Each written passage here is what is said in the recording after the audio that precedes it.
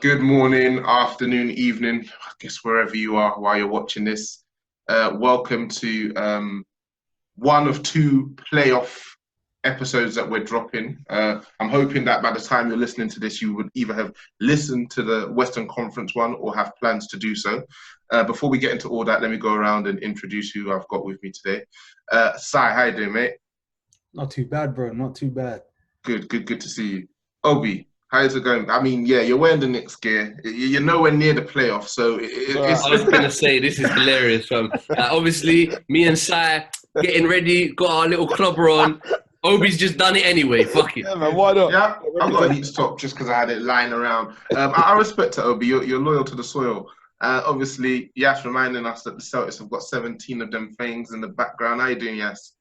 Hit me just around, and obviously my guy Isaiah is still waved at the moment, so I'm trying to Oh, damn, man. just rip for him right now. He's real unlucky, but we'll talk about that on another pod. Another pod. Yeah, as I said, this is one of two playoff pods that we're dropping today.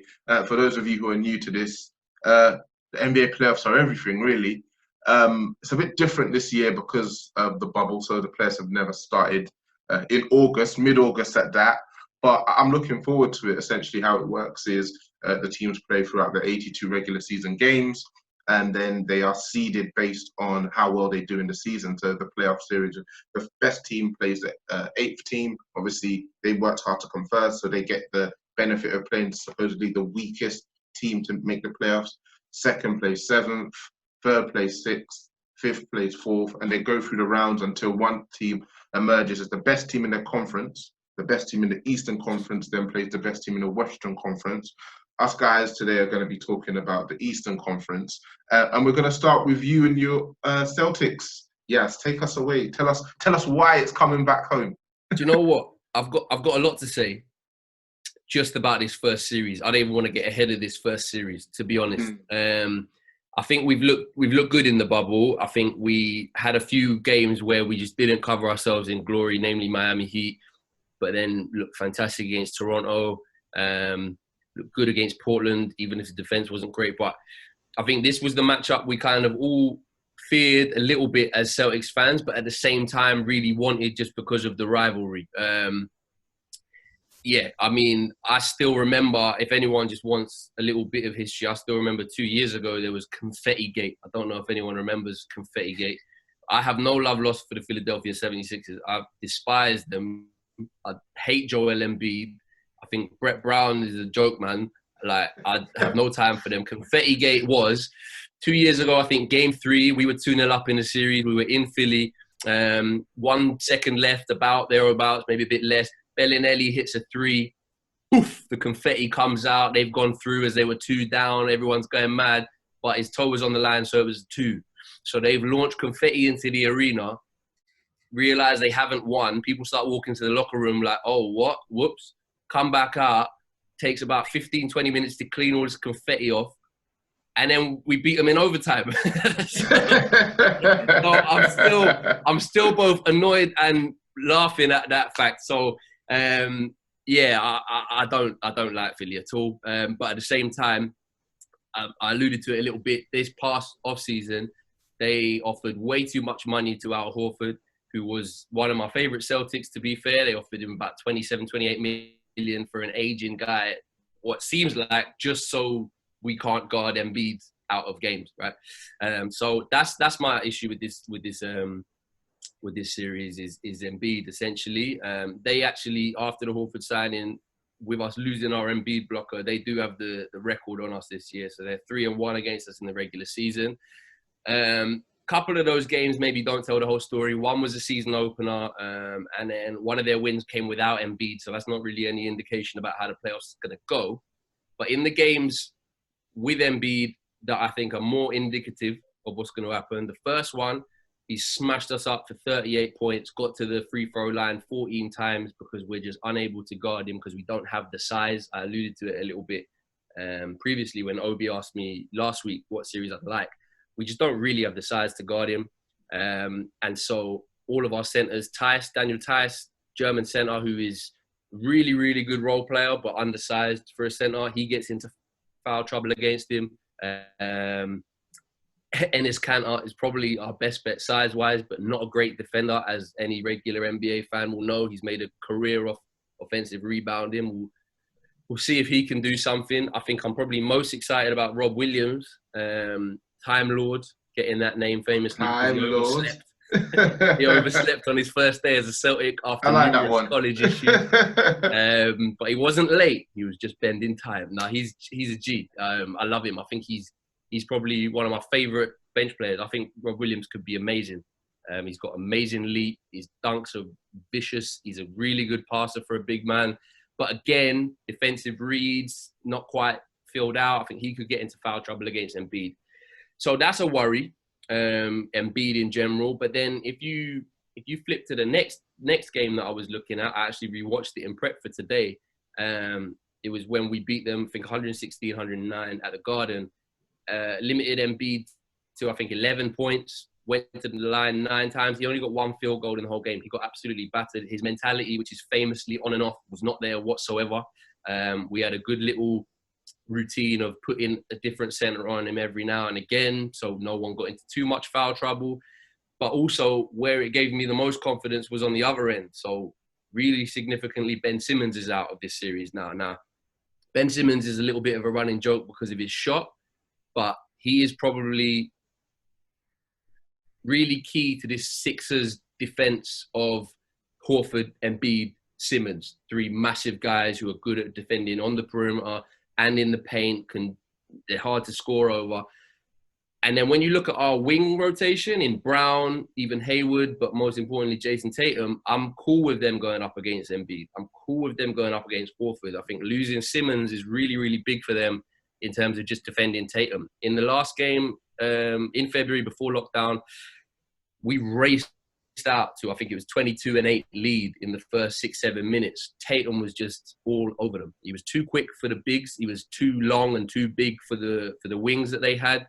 And it gave a real indication about how if we do play good pace and space basketball, moving the ball quickly, getting shots off early, which I know Brett Brown is alluded to being more concerned about after their win over Houston, I think we've got a really good chance. It's just a really weird series that could go either way depending on those two, Tatum and Embiid. I think they're probably the hardest to guard for each team.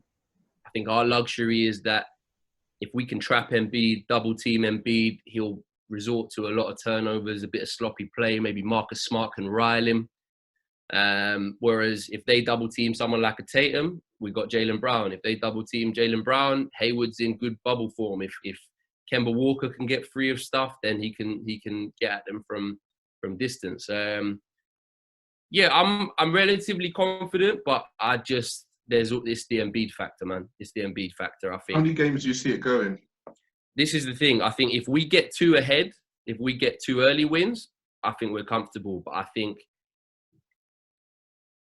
a lot of it rests on Embiid's mentality and how regularly he can play at his most dominant, right? And I think the longer he's left in with a chance of beating us, because he doesn't like us either. He dislikes us massively. Dislikes Smart. He dislikes our record against him previously.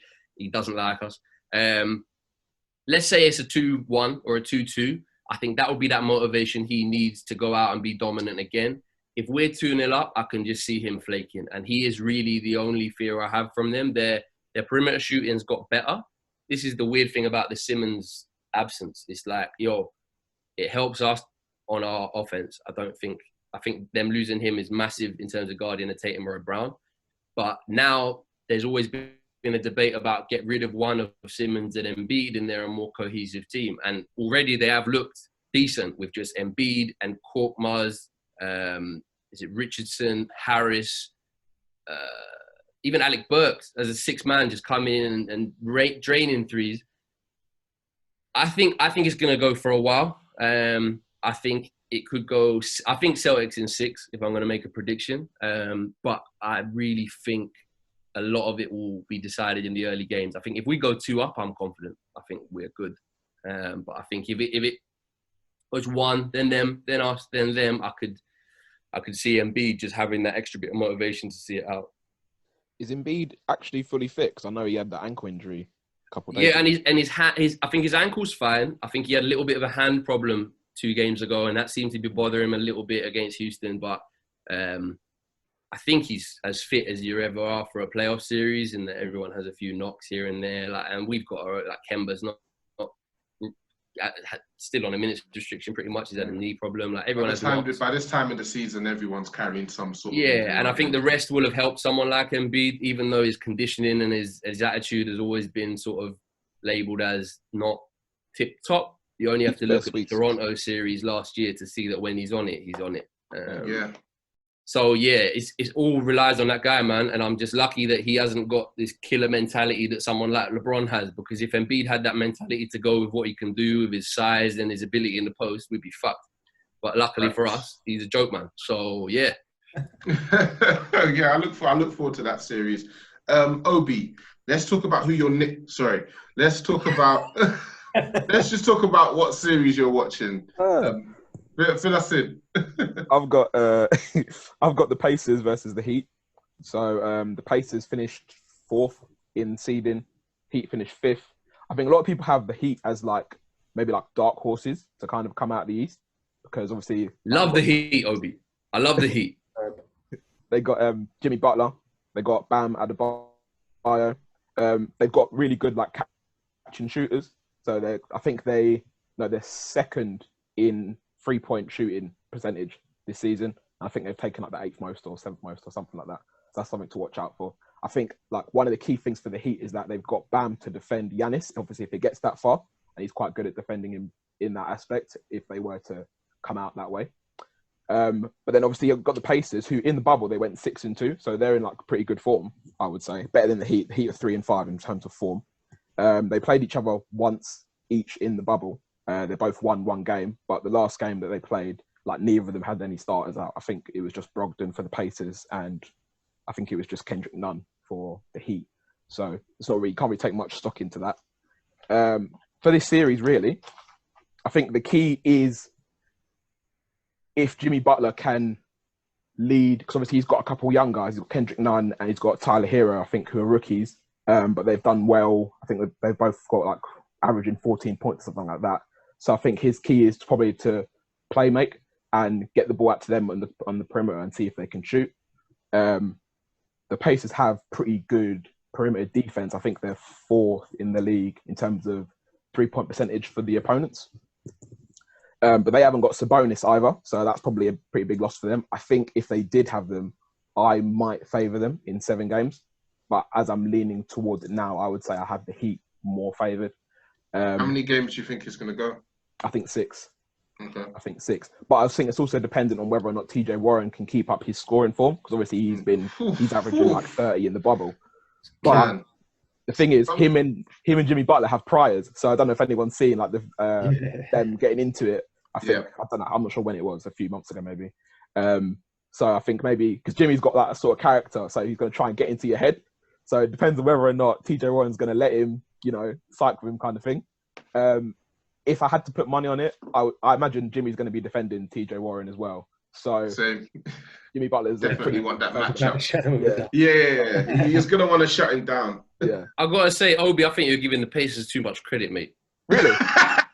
I do. Do you know what? I'm a Heat fanboy this year. I don't know why. I just love them, and I think I see a sweep there, man. I really do. I think the Pacers are good, but I think the Heat they're shooting. Their little pick and roll, not even pick and roll. It's like a weird 2-man game of Bam and Duncan Robinson, and sometimes Jay Crowder gets involved just at the top of the key. It's really hard to guard. They can switch up their defensive scheme so quick. Jimmy will want to fuck TJ Warren's series up. Yeah, man. I love them. I think they're great. That's fair. I think the things I like the Pacers. I think they've got some, but the thing is, I think they haven't got many X factor players. I don't think. Whereas obviously the Heat, they've got Jimmy who can go off at any minute. They've got Bam Adebayo, who's I think one of the candidates for most improved this year. I think he could go off at any minute. Unreal, yeah. Yeah. No Sabonis as well for the Pacers. How's Oladipo looked? Because I haven't seen him. Okay. I think he's averaging 16 points in the bubble. I think he's played 6 of the 8 games. He's shooting okay, I would say. I think I was listening to a Pacers podcast the other day, bit of research, and they were saying that if Oladipo is the secondary scorer on the team, then he'll be much better than if he's the primary scorer. So if TJ Warren is putting up numbers, then Oladipo is more likely to shine. If you're relying on Oladipo coming back from this injury, just coming into form, then the Pacers will probably struggle. So I'm curious to see what he's going to do. I think they've got some good pieces off the bench as well. I know TJ McConnell's decent off the bench, decent shooter. Doug McDermott's a decent shooter, former Knick, by the way. So the Knicks' only involvement. Does that mean you're supporting the Pacers then? Maybe the Mavs. I don't know. I'm here for the vibes, really. He's here to enjoy things. Yeah, man. Yeah, man. To be fair, I don't think you're the only New York fan here for the vibes, if I'm honest. We'll get to that yet, for real. I think I fancy the Heat, to be fair, and I think do any of you know who they would come up against if they win the series? Who would the next matchup be? The Bucks. The Bucks. So that'd be interesting. I'd be really interested to see that series. Definitely. But yeah, like the Heat, they've got good pieces as well. Like Jay Crowder, obviously, like you said, Goran Dragic. They've got a lot of experience. Like Iguodala as well. So like good defending as well. So, but I do think the Pacers will push them, to be honest. But I think it's very dependent on TJ Warren keeping up his scoring form. Otherworldly shooting. Yeah. But this is the thing, and especially for new listeners, like playoffs. I said it in the Western Conference pod. It's 7 games. So if there is a threat, you zone in on that threat. Like, how likely do you think TJ Warren's going to be able to do this? Because, okay, it's one thing doing it in these games in the bubble where everyone's just sort of going game to game. But if the Heat are able, like, don't forget, they've got one of the most experienced coaches in the NBA, the Heat, in Eric Spoelstra. So he is going to lock in. Like, do you think it's sustainable for Warren to do that? I don't think so. And obviously, because he's got Jimmy Butler defending him, I think when they played against the Heat in the first game in the bubble, I think he only got 12 points. So that might be indicative of what's going to happen in the series. Red flag. Yeah. I hope not, because obviously it'd be pretty interesting if he could keep it up. I think they're much more likely to get a chance. I think they have to, Miles Turner as well, who plays centre for the Pacers, I think will have to have big games. Because obviously if you've got to probably guard Adebayo, or you have to try and keep him honest, stop him from getting to the rim, that kind of thing. But he loves to shoot threes as well. So it depends whether or not, I hate centers who shoot threes, by the way, but it depends whether or not he wants to. Yeah, Turner's decent from free though. Yeah, but I just don't like it. The purist, didn't he? He came up on Patrick Ewing and all that, man. So yeah, he wants his center in the paint, man. Yeah, man, bang down low in that. But like, I think it just depended on the matchups really, and I think the Heat have the better players. They have more experience, and I think they'll go far. To be fair, I'm curious. I think they will beat they'll beat the Pacers in 6, I think, and then I reckon they got a sneaky chance of beating the Bucks as well. Obviously, we can talk about that when the Bucks smash the Magic. Cool. I mean, Yas has already alluded to it, Si. You're repping. You got the best side top. You got the projects in the background. Tell us why this is going to go longer than 4 games. So, bit of background. Obviously, these two are actually real rivals in a similar fashion to the Celtics and the 76ers. Obviously, pretty much the whole Eastern Conference is represented by the Atlantic Division. And I mean, these guys have played each other 4 times this season, so they know each other well. The Nets did actually win the last time they met. I don't put too much stock in it because of the fact that the Nets possibly have the most depleted roster in the entire NBA at the minute. It's what happens when you trade your culture for superstars, mate. You know, I'm not bitter about Kyrie or nothing. I mean, to be perfectly honest, the craziest thing is they've maintained the culture in spite of having 2 superstars and 2 guys that haven't played the whole season. So it's quite an interesting one. I think if anyone tuned in last year to the playoffs when the Nets met the 76ers in the first round, it was a really competitive series despite the fact that obviously they got overwhelmed by Embiid and Simmons and all of those guys. But the Nets play a brand of basketball that translates particularly well to these type of matchups because it's all going to be about hustle and energy and ball movement and team basketball. So without any superstars on either side. All respect due to Siakam, he's not quite that elite level yet. It's going to be more competitive than people anticipate, but there's still a chance that the sweep will occur. Bit more context, obviously, Masai Ujiri is the GM over at Toronto, and in 2014 they met in the playoffs, and in front of Jurassic Park, which for me was going to be the Raptors X factor in this playoffs if Corona never happened. He stood in front of thousands of people and said, "Fuck Brooklyn." So there is real heat here. What's his beef with you guys, though? You turn him down for a job, or what's going on there?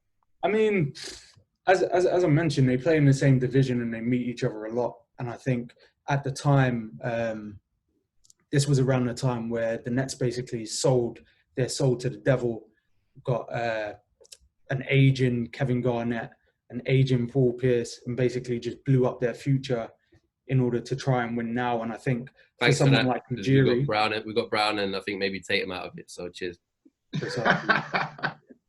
Don't worry, man. We got Kyrie, and that's getting us a chip, mate.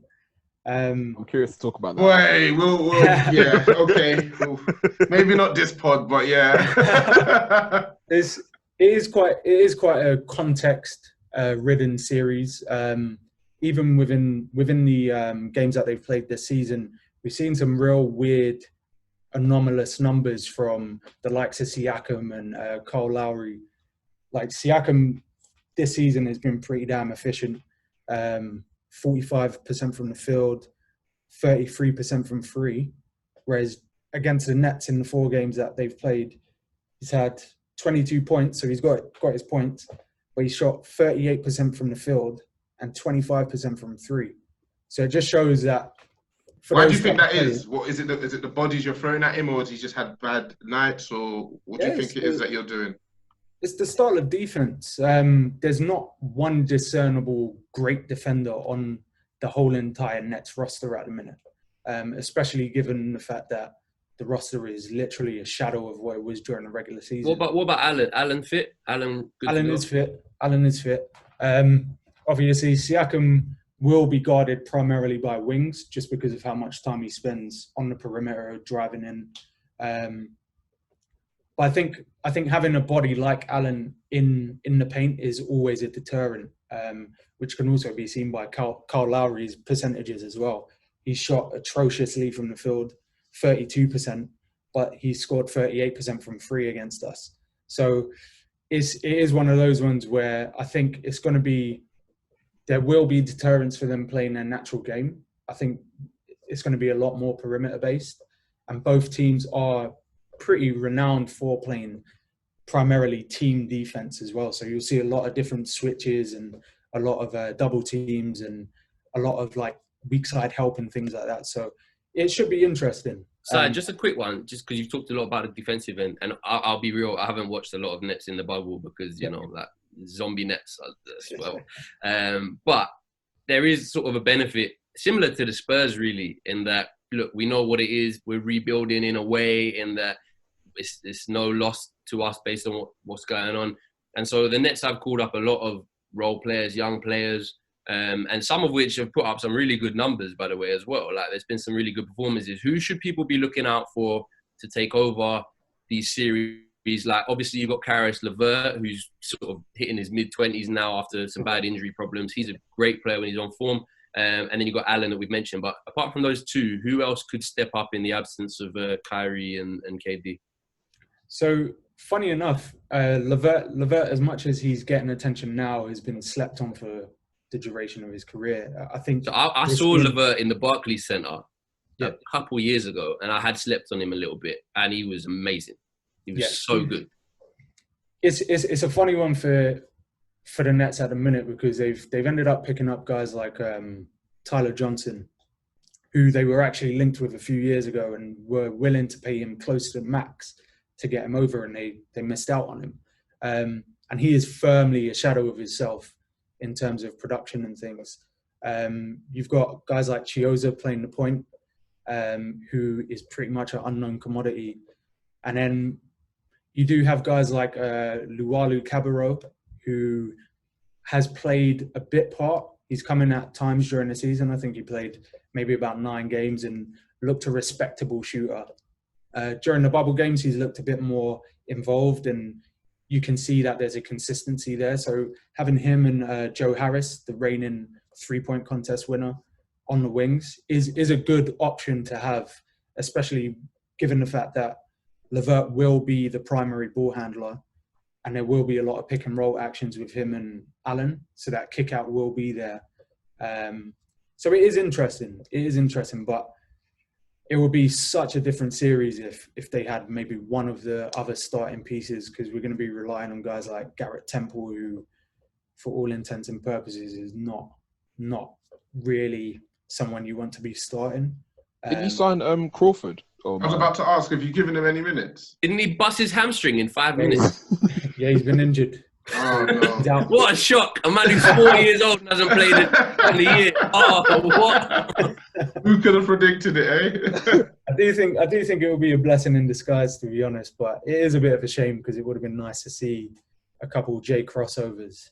I think the Nets have been hard done by, man, by loads of reasons, family and injury and everything, because even someone like Dinwiddie would have just made a huge difference. Yeah. Dinwiddie is an absolute baller. Yeah. Absolutely. He's talking about slept-on players. Dinwiddie is like could really go to a middling team and make them shoot up the rankings. I think I really like Spencer Dinwiddie. So, for the Nets to win, what do you think has to happen? Divine intervention. Yeah, an injury would make it very, very interesting, but I wouldn't wish that on the Raptors because I genuinely think they have a chance to make it out the East. Yeah. Agreed. I guess it's me now. There are many interesting first-round series in this year's playoffs. This is not one of them.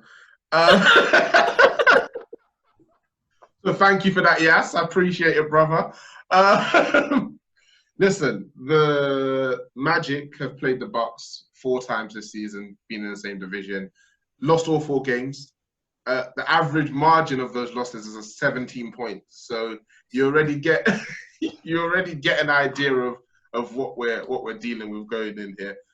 They're a good defensive team, but unfortunately for them, I think even to have made this interesting, they would have needed all their players, and they don't have all their players. Unfortunately, Jonathan Isaac has done his ACL. It's the same knee that he injured in January.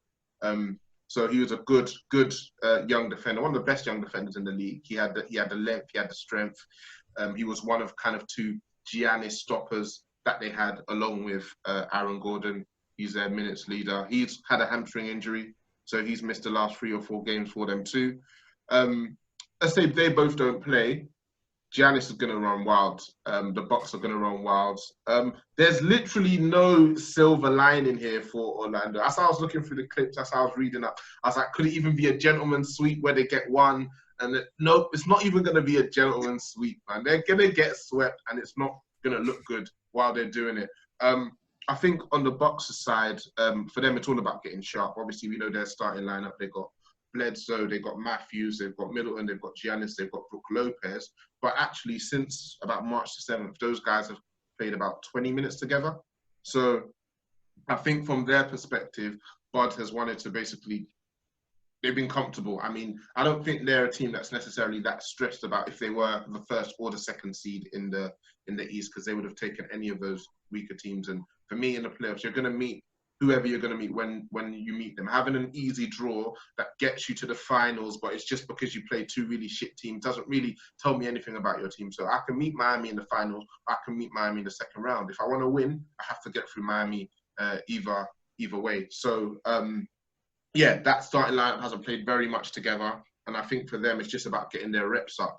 Obviously, they've still got the best defense in the league, but since they've come into the bubble, they've given up on average about 10 points more than they were giving up. Their form in the bubble's been pretty bad, hasn't it? Yeah, 3 and 5 in the bubble. The Bucks have been, but I think that's more because obviously Bledsoe, he had COVID, so he missed the first couple of games, and they've really eased him into it.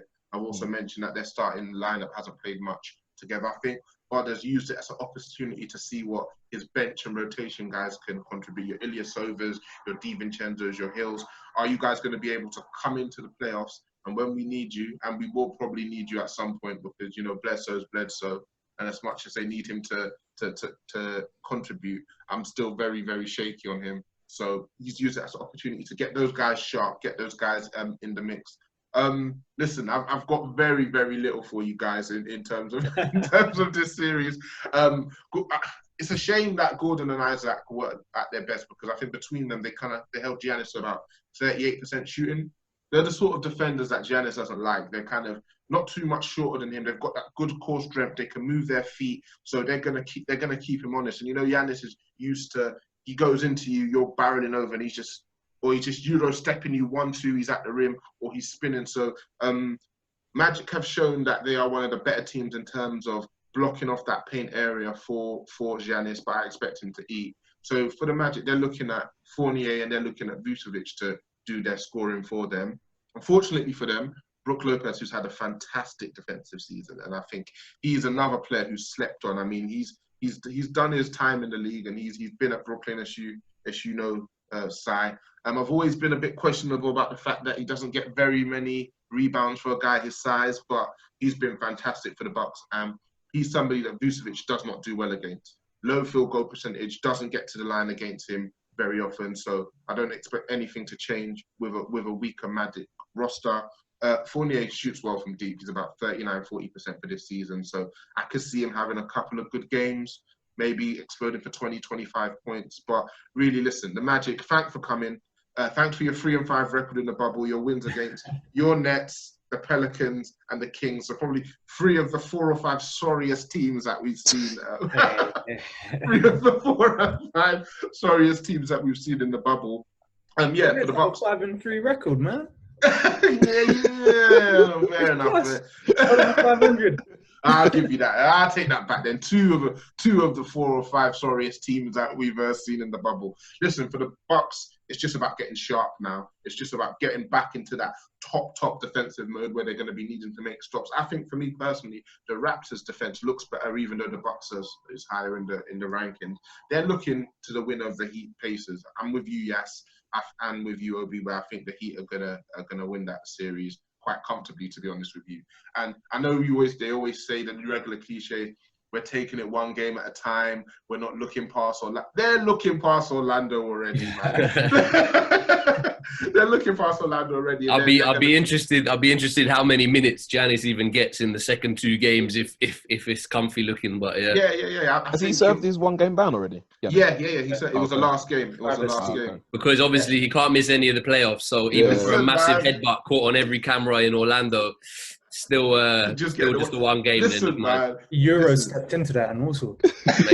just a quick one, boys. Is it obviously this is the Eastern Conference edition of the previews? Over on the West, there was a lot of Clippers talk, and a few people were moving bullish about even that other LA team. Is there any? What are the chances of an Eastern winner this year? I think higher than people anticipate. If the Lakers come out, I think they got a good chance. I think for me, the Clippers are coming out. And I think the Clippers, like you say, Si, they're so deep. And again, they're just another team that just needs to build up. As long as Paul George doesn't get injured, they just need to build up their kind of rhythm with each other. I just can't really see past them. Who do you think then, Moreo? Like, obviously they are so strong, but who do you think stylistically, Si, I'd be interested, you and Obi, or your views on this as well. Stylistically, who do you think would be the toughest matchup for the Clippers if they were to come out from the East? Raptors for me. Raptors play the best defense. I think they have one of the best 5 coaches in the league. They know how to win. They're just a roster full of savvy vets who've been around, and they're going to get every single inch out of the talent they have available. And if there was a team that the Clippers probably wouldn't want to see in the East, for me, it would be the Raptors. I think the Bucks, as great as they are in the regular season, there's just still something not quite there. I don't know what it is about them, man. I don't know what it is about them in the postseason, but yeah, there's something missing there. Yeah, for me. What do you guys think, Obi and Si? I agree with Raptors, to be fair. I'm just waiting to hear the Celtics be brought up here. Like, I don't understand why. I actually like the Celtics quite a lot. I kind of want you guys to get out of the East, but I just don't think you will. Like, not even to mention, like, people bring up. I find the Celtics and that, yeah, they're good, man. They're thanks, good mate. lads. Good lads, innit? The East is pretty wide open. I think the reason I go with the Raptors over anybody else is the experience of getting to that final. I think the Raptors have been a good team for probably about five years. Yeah. They've been like pretty much the best team in the East for a long time, and it's not because of star power. And for me, that's what's important in the playoffs. As much as you need your stars to show up, you also need your role players to do the business. And then you mentioned about getting that far side, like the experience. Obviously, they're Kawhi-less and everything like that, and people put. I was lucky enough to actually be in Toronto while that final series was going on, and the place was mental. It was amazing, but people were going on about Kawhi. Yeah, cool, but the importance that Van Vliet and Siakam had in those finals games as well, they were immense. So that experience surely would have hardened them so well to games like this. I think it's interesting, but yeah, not even to mention, lads. Cheers. I will remember that.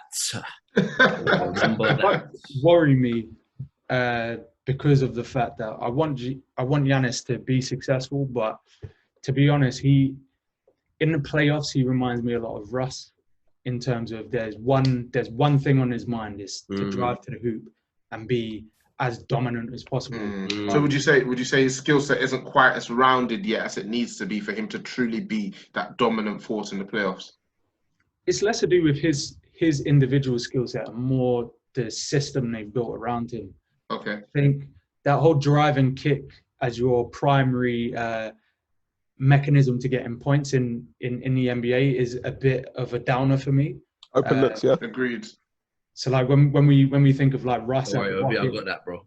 when the ball hits his hands, you know what he's going to do. He's going to come off like a really tepid screen, and he's going to drive hard to the hoop and look for the kick out. That is the one criticism maybe you could have of Budenholzer is like almost similar. I know it sounds rude almost because it's Giannis and boom, best team in the East, best record in the NBA. It reminds me a bit of the Nuggets in that regular season, you've just got enough around you and, to get by. But when it comes into zoning in and locking in, and it's so systemic, the Bucks offense, that I think the best coaches can do something about it. Like Nick Nurse.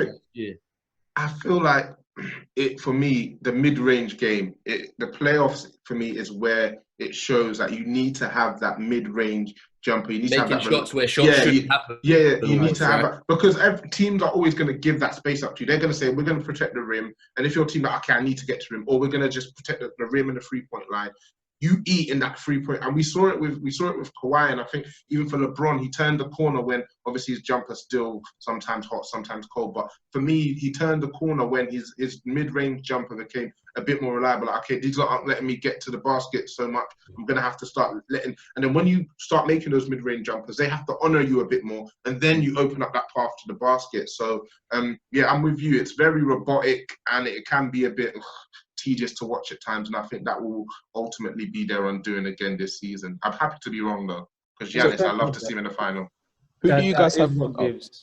That is what gives the Celtics and the Heat a little bit more of a chance. Is they do have guys that are proficient from mid-range and can take bad shots, make bad shots, and close if they need to. So Tatum and Butler are two guys that I do have faith in to basically cause an upset.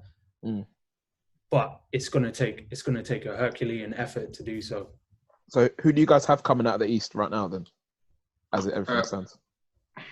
I don't know, bro. I think Sai said it, like, it's wide open. I could see the Bucks faltering. I could see Toronto just maybe not having quite enough. I think we'll fall short, but at the same time, like, the fact that we have 4 guys who could all score over 20 points quite comfortably. They have done for the majority of the season. And then even against, like, okay, playoff rotations, you only, use 8 or 9 players, right? Like, we'll stagger the minutes. That we'll have 2 of Kemba, Tatum, Hayward, Brown on the floor at all times. And then our bench, really, I've been like, our bench don't score, but our bench is sort of becoming just Kanter, Grant Williams, Rob Williams, and Marcus Smart. Come on, stop. come on, nullify. Come on, be a pest. Even Shemi Ojale is like played a lot. I think he'll be seeing some playoff minutes just as a big man to stop real drives at the rim because he's been playing a few more minutes recently. I was quite down on us going into it, but having seen us play so well against Toronto, having just still some weird reservation about Milwaukee, I think you're a bad matchup for Toronto. I think that the size of your wings, man. I think that would be the most interesting of the whole thing if we played Toronto in the next round. I think that would be really good. But at the same time, I've got some bad feeling about the Sixers. So, mate, if I have to be pushed, I think this might just be Milwaukee's year, just because everyone else in the East is missing a little something. There isn't a Kawhi-led Raptors, and there isn't a properly stacked Celtics. I think Milwaukee will come out, but the closer we get to it, and the more I think about us, I'm more bullish on our chances than I was a couple of weeks ago, to be honest. I do think you guys match with the Clippers, because the more I think about us it, the more, yeah, it'll be interesting, man. It'll be interesting. I think that this is the problem Brad Stevens has is in that he did it with Golden State. I think he's now doing it with the Quickers. We're so modern almost in that, like, everyone has their little draft philosophy. Ours is very much versatile wings, two-way players, can do a bit of everything. So I think we were always being designed as a match for Golden State. I think now maybe we're being designed as a match for the Clippers. The problem is when we come up against Embiid and Horford and don't even get that far, right? It's like it's an awkward one. But another thing for us is I think Gordon Hayward's due a baby and will be leaving for maybe 2 weeks, 3 weeks, and I think that could really hit us in terms of depth. I think people underestimate how important Hayward is as a little point forward, as a glue guy, as just someone who can be really versatile. So I do think the Bucks will come out, but I'd love to be wrong about that. Cool. I think with that being said, that's our East roundup.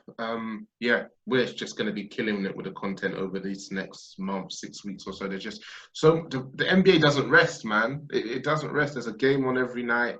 If it's not a game, someone's chatting shit. Someone else is responding to the shit that they're chatting. So I'm looking forward to it a lot, and it's going to be a pleasure to watch all of that with you guys, man. Any other last words from any of you? No go Knicks, no go Knicks, Obi. No. Obi, I was just about to say, when in doubt, wait for the draft lottery. I'm waiting for the draft lottery. Obi, as the last word, which former Knick is going to get furthest in these playoffs now that they've left James Dolan's dungeon? I don't know. Doug McBuckets. Not Porzingis. No, you don't. Nah, man. Who have they got? Clippers. Yeah. Yeah, no. What about my boy Ennis?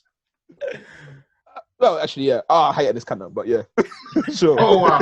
Most people. We'll have to do a separate pod on that one. Why Obi hates Ennis Kanter. But with that being said, lads, Obi, the Turkish government, Spider-Man meme. Anyway. I love it. I can't top that ending. All right, lads. Nice one. Peace. In a bit. That's up. Peace.